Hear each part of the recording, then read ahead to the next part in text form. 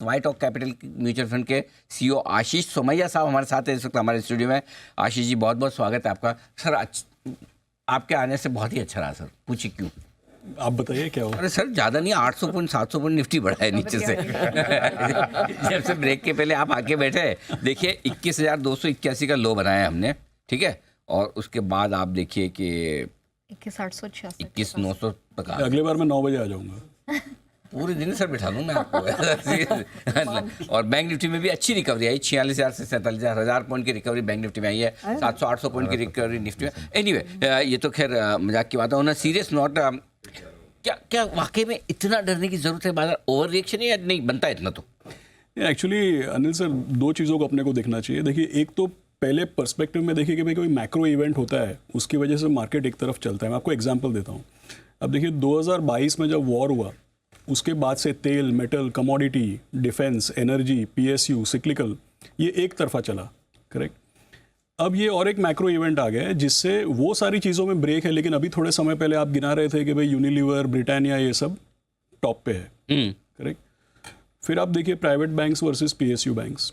तो मुझे क्या लग रहा है, दो चीज़ों को हमको देखना चाहिए। पहला तो भाई आज का दिन ख़त्म हो जाए और हमको पता चले कि ये गवर्नमेंट, ठीक है, 400 अलग एजेंडा है, लेकिन मार्केट को चलने के लिए तो 300 या जो भी अभी के ट्रेंड्स दिख रहे हैं वो काफ़ी है मार्केट के लिए। मार्केट को 400 से कोई लेना देना नहीं है, करेक्ट। तो अज्यूम करिए कि आज का दिन खत्म होता है और हमको ऐसे एक आश्वासन मिलता है कि भाई कंटिन्यूटी रहेगी। क्योंकि मार्केट को अल्टीमेटली, अगर आर्थिक व्यवस्था, मार्केट को लगता है आर्थिक व्यवस्था ठीक चल रही है, तो मार्केट को कंटिन्यूटी चाहिए। और अगर हमको लगता है कंटिन्यूटी रहेगी, तो केवल इतना होगा कि भाई एक मैक्रो इवेंट की वजह से जो सेक्टर रोटेशन होता है, अब तक क्या चल रहा था, आगे क्या चलेगा, उस तरीके का रोटेशन के लिए हमको तैयारी करना चाहिए। ये सब चीज़ों की वजह से इमीडिएटली आर्थिक व्यवस्था को हानि, अर्निंग्स में कोई बड़ी गिरावट, ऐसा कोई ज़्यादा है नहीं। थर्ड थिंग मैं बोलता हूँ कि भाई काफ़ी जो तेज़ी हुई है, वो जो मैंने सेक्टर्स गिनाए उसमें हुई है, या तो SME, IPO, micro cap, small cap, उसमें हुई है। लेकिन अगर एक मिनट के लिए मैं आपका ध्यान निफ्टी या सेंसेक्स पे लेके जाता हूँ, तो पिछले 5 साल में जितना ईपीएस ग्रोथ है, उतना ही निफ्टी का भी ग्रोथ है। और आज भी अगर आप देखेंगे निफ्टी का रिटर्न 2 साल, 3 साल, 5 साल, 10 साल, 15 साल, आप कोई सा भी मौका ले लीजिए, निफ्टी का CAGR 14 से 15% है, जो उसके लॉन्ग टर्म एवरेज से कोई बहुत ज़्यादा हटके नहीं है। बराबर। तो मुझे ऐसा लगता है कि लोगों को पैनिक किए बिना आज का दिन ख़त्म होने का इंतज़ार करना चाहिए। कोई ज़्यादा कंक्लूजन्स, देखिए 2 चीज़ें इंग्लिश में जैसे बोलते हैं, don't fish in troubled waters, और दूसरा ये कि पैनिक भी नहीं करना चाहिए। तो आज का दिन ख़त्म होने दीजिए, ये अल्टीमेटली कहाँ पे एंड करता है वो देखिए। आपके पास 100 रुपये, सॉरी 100 गलत है, आपके पास 1 करोड़ रुपए बैंक अकाउंट में है। नहीं, सवाल भी तो सही पूछना चाहिए एंकर को। नहीं तो 100 रुपये स्टैंडर्ड भी हर आदमी के हिसाब से होगा ना विजय जी, बराबर ना? 1 करोड़ भी कम है। फिर तो बहुत ही ज़्यादा बड़ी गलती है। तो ये बताइए सर, तो आज कितना डाल देंगे? 40 to 50%। इतना तो डाल ही देना चाहिए। मेरा पैसा होगा तो आप ही मेरा पैसा होगा तो 40 to 50% आई वुड इन्वेस्ट। क्योंकि मतलब अल्टीमेटली कभी न कभी तो डालना है। 7-7, 8-8% अगर नीचे है बाजार, तो मैं ये भी कह दूं हकीकत कि भाई पिछले हफ्ते भी मैं लोगों को बोल रहा था कि अगर आपके पास 100 रुपये है तो 30 रुपया भी डाल दो, बाकी अपने पास होल्ड करो। अभी उससे ये एक्सपेक्टेशन विपरीत हुआ है, तो बाकी उसी के लिए होल्ड करने को बोलते हैं हम लोगों को। तो आज और थोड़ा डालता मैं, समझो 100 रुपया मेरे पास होता। देखिए ऐसा नहीं मुझे बताने कि ये इवेंट देख के मैं अपना ट्यून चेंज कर रहा हूँ, बट मैं आपको हकीकत बोलता हूँ कि मैं 1 हफ्ते पहले भी ये बोल रहा था कि अगर मेरे पास 100 रुपया है तो मैं 30 रुपया डालूंगा और बाकी लिक्विड फंड में रखूंगा।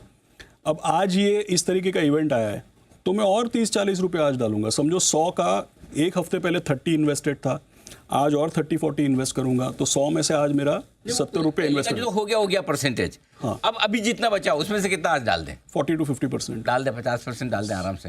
According to me yes. हाँ बिल्कुल डालना। क्योंकि क्या है कि एक अजम्पशन था कि भाई 400 आना चाहिए, लेकिन हमको रिकलेक्ट करके ये सोचना चाहिए कि भाई मार्केट को कंटिन्यूटी चाहिए, मार्केट का 400 से कोई लेना देना नहीं है। That's the point. लेकिन कंटिन्यूटी तो है, लेकिन कैसी कंटिन्यूटी? मार्केट को पसंद आने जैसी कंटिन्यूटी तो नहीं है ये सर। इसीलिए मैंने बोला सेक्टर रोटेशन हो सकता है। आपका टॉप गेनर भी दिखा रहा है HUL और ब्रिटानिया। ये तो आज मुसीबत में याद आया HUL ब्रिटानिया, भूल गए थे। हाँ, ये तो संकट मोचक है। लेकिन सर एक तरीके से लोग मोमेंटम में अज्यूम कर लेते, कॉम्प्लेसेंसी हो जाती है ना। देखिए थोड़े दिन पहले हम डिस्कस कर रहे थे विक्स 10 पॉइंट पे, विक्स 10 पॉइंट पे, इसका मतलब कॉम्प्लेसेंसी है। लोगों ने अज्यूम कर लिया कि भाई अभी तो जो आने का था सब आ गया है। Correct. तो मार्केट का तो काम है अपने को सिखाने का, तो अल्टीमेटली थोड़ा अपने को अपना तो ये ध्यान रखना 50% का विक्स भी और रिएक्शन है फिर तो। ये मुझे लगता है ओवर रिएक्शन है, मुझे लगता है ओवर रिएक्शन है। आपको खाली ये देखना चाहिए कि भाई ठीक है, पहले हम लोग एक तरफा एक तरीके के सेक्टर में इन्वेस्ट कर रहे थे, तो अभी हम लोगों को रीअसेस करना चाहिए कि भाई रिलेटिव वैल्यूएशन में अभी क्या सस्ता है, और जो एक मोमेंटम हाई बीटा चल रहा था उसके मुकाबले फिर से समझो growth orientation, quality, earnings, cash flow, पहले ऑर्डर बुक पे चल रहा था, अभी शायद अर्निंग और कैश फ्लो पे चलेगा। आशीष सर, आप तो इस इंडस्ट्री की बड़ी गहरी पकड़ रखते हैं, दो दिग्गज बैठे हैं, आप भी है, विजय मंत्री जी भी म्यूचुअल फंड इंडस्ट्री की बड़ी समझ रखते हैं। क्या आपको लगता है कि अब फंड में पैसा आना कम हो जाएगा? थोड़े समय के लिए लोग अपना रीअसेस कर सकते हैं, क्योंकि लोग एक तरीके के फंड्स में पैसा डाल के एक तरीके से पैसा बना रहे थे, रिटर्न उनकी जितना सोचते थे उससे कहीं ज़्यादा रिटर्न बन गया, करेक्ट। और अभी जो रिटर्न इतना बढ़िया बना है वो भी कभी के लोगों को ग्रीडीनेस में लगता है कम है, तो ज़रूर थोड़ा रीअसेस करेंगे, बट मुझे ऐसा नहीं लग रहा है कि कोई एकदम बिल्कुल ही आउट ऑफ ट्रैक हो गया। ये बताएं कि किस तरह के बदलाव होंगे, एक फंड मैनेजर्स के तौर पर क्या मिड कैप, स्मॉल कैप और लार्ज कैप में आपस में किस तरह के बदलाव होंगे, और दूसरा सेक्टर रोटेशन भी होगा क्या, यदि हाँ तो किस तरह से? सर, तो मुझे ऐसा लगता है कि जैसे अभी थोड़े समय पहले मतलब जैसे स्मॉल कैप काफ़ी चल गया है, ये बात सही है। तो आप समझिए कि भाई स्मॉल कैप का 10 साल 15 साल long term average small cap index का है 19% कंपाउंडेड, लेकिन पिछले 5 साल का स्मॉल कैप का रिटर्न 25% कंपाउंडेड है, 1 साल का स्मॉल कैप का रिटर्न समझो 60% से भी ज़्यादा। बट अगर आप लार्ज कैप की बात करते हैं तो निफ्टी का तो कोई सा भी रिटर्न आप देख लो 14-15% एवरेज है। तो मुझे ऐसा लगता है कि अगर आप रोटेशन की बात कर रहे हैं तो थोड़ा बहुत जैसे लार्ज कैप फंड्स की तरफ ज़्यादा लोगों का रुझान रहेगा, क्योंकि कंपेयर टू अर्निंग्स जितने 5 साल में अर्निंग बढ़े हैं उतना ही लार्ज कैप इंडेक्स भी बढ़ा है, तो एक वो रहेगा। दूसरा, जैसे विजय जी ने बताया, हमारे जैसे बैलेंस एडवांटेज फंड्स वगैरह हैं, वो तो हमारा व्यू चाहे कुछ भी हो 50 से 52% ही इक्विटी में है, तो उसमें गिरावट कम होगी तो लोग थोड़ा कंजर्वेटिव फंड्स में इन्वेस्ट करेंगे। तीसरा चीज़ जो मैंने पहले भी बताया, मैंने क्यों बताया कि भाई इंडेक्स पिछले थोड़े समय से इंडेक्स ये PSUs, कॉन्ग्लोमरेट्स, सिक्लिकल्स एक तरफा चल रहा था, और मार्केट का कोई दूसरा पार्ट जो है जैसे प्राइवेट सेक्टर बैंक्स है, आज आप देखिए 5 साल बेसिस पे प्राइवेट सेक्टर बैंक इंडेक्स का रिटर्न 7% कंपाउंडेड है, PSU बैंक का 5 साल का रिटर्न 20% कंपाउंडेड के आसपास है।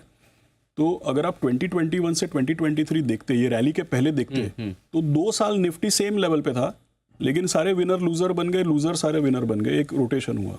करेक्ट। तो I think eight worst case scenario में रोटेशन होगा, थोड़ी रिटर्न टेम्पर डाउन होगी, लेकिन मुझे नहीं लगता है कि कोई बहुत ज़्यादा थोड़े टाइम के लिए लोग सर्कमस्पेक्ट रहेंगे, थोड़े टाइम के लिए होल्ड बैक करेंगे, लेकिन अल्टीमेटली आई थिंक दैट यहाँ से रिटर्न बनेगा। तभी होगा आशीष जी जब आप कह रहे हैं कि यही सरकार बने। अगर अगर उसमें है तो फिर थोड़ा, हाँ, तो सी मैं आपको एक एग्जांपल देता हूँ सर। देखिए 2004 में ये सरकार थी, ये सरकार हारी और यूपीए की सरकार आई तो डाउन सर्किट हुआ। 2009 में यूपीए की सरकार जीती तो अप सर्किट हुआ। 2014 में यूपीए की सरकार हारी तो मार्केट ने उसको सेलिब्रेट किया।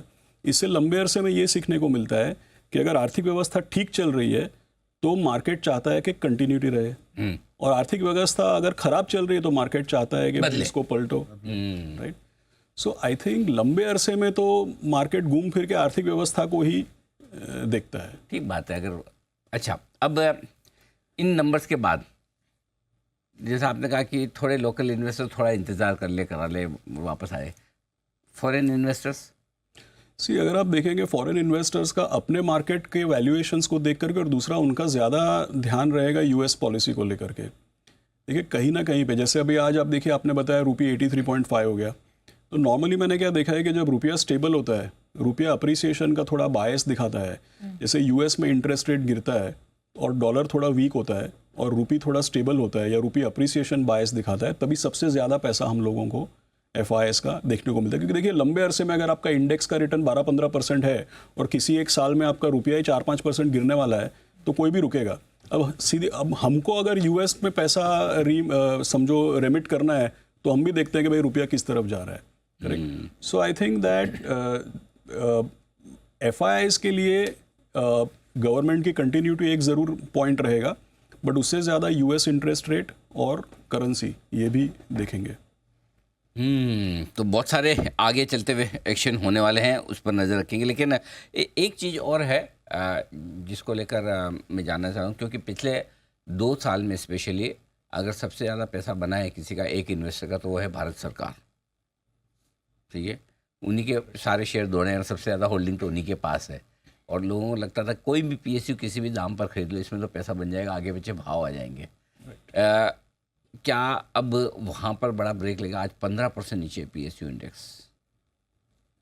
उसमें हाँ मतलब वीकनेस तो दिख रही है, और वो बिल्कुल ऑर्डर बुक्स और मोमेंटम पे चल रहा था। अब थोड़े टाइम के लिए लोग फिर से कैश फ्लो और अर्निंग्स। इस बार क्वार्टरली रिजल्ट में देखा कुछ PSU ने तो ऐसे मतलब गाइडेंस दिए जो कोई अच्छी चीज प्राइवेट कंपनियां ना दे पाए। मुझे लगा कि भाई इनमें क्या कौन सा भूत आया एकदम, तो क्या मतलब अब बड़ा सा सब देखो पूरा हिंदुस्तान फंसा हुआ वही है। सबके पास PSU है, उनका क्या? सो उसमें अंडर परफॉर्मेंस देखने को मिल सकता है। देखिए जैसे थोड़े समय पहले जितने लोगों के पास प्राइवेट बैंक्स और IT था उनका अंडर परफॉर्मेंस आया, अब जिसके पास केवल PSU है उसका अंडर परफॉर्मेंस आ सकता है। तो वो ये रोटेशन तो वैसे ही होता है। आपने कहा कि 40-50% पैसा तो आप आज डाल देंगे, किस में? Multi cap fund, flexi fund, multi asset fund, dynamic asset fund, आपका personal? Large and mid cap. Large and mid cap वो बेटर। और दूसरा banking and financial services. Okay, broad index जो है बैंकिंग एंड फाइनेंशियल सर्विसेज का। दो correct भी अच्छा हुआ सबसे ज़्यादा मेरे ख्याल से। सरकारी कंपनियों को छोड़ने के बाद अगर कोई करेक्ट हुए हैं तो बैंक्स एंड। हाँ लेकिन उसमें सबसे ज़्यादा वेटेज HDFC और ICICI और ये सब चीज़ों का है। तो अपने आप लार्ज कैप में ही जा रहे हैं एक तरह से। करेक्ट, ठीक बात है। आशीष सर बहुत बहुत धन्यवाद आपका, थैंक यू सो मच। कुछ ज़्यादा मुश्किल सवाल तो नहीं था? मार्केट ही मुश्किल है, सवाल तो आसान ही थे मेरे। नहीं सब तो ये ऐसी कभी ना कभी 5-10 साल में एक बार ऐसा दिन आएगा, वो उसके इंतजार में हम लोग 20-25 साल का करियर निकाल देते हैं। तो ये सब में तो सीखने का है।